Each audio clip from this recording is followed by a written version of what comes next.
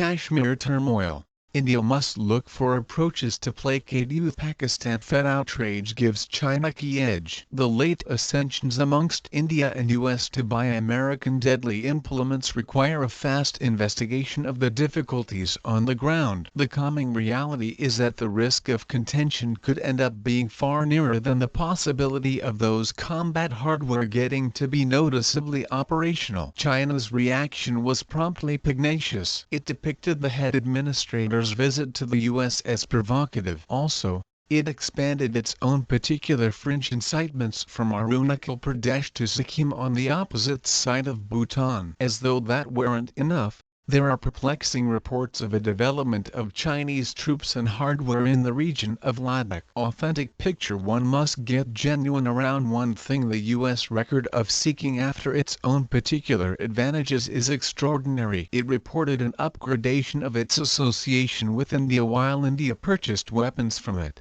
Yet it didn't loosen up on H-1B visas. The degree to which it would get included if it becomes absolutely necessary amongst China and India is an open inquiry. Indeed, even European forces have turned out to be stressed over US sense of duty regarding bargain commitments under Trump. Merging of difficulties. An exceptional test may surface in the territory of Jammu and Kashmir sooner rather than later. The situation that is developing is the union of youth seethe in the city of Kashmir, of Pakistan's endeavors to wrest control of the valley and of China's assurance to debilitate India. The administration has seen each of those difficulties as independent for a really long time and has attempted to deal with every one of them. The upsetting reality is that the circumstance is breaking down on each of those fronts. What's more, neither policymakers nor investigators have concentrated yet on the most proficient method to handle the test as a composite. Those difficulties have been developing pair for no less than 9 years. Yet,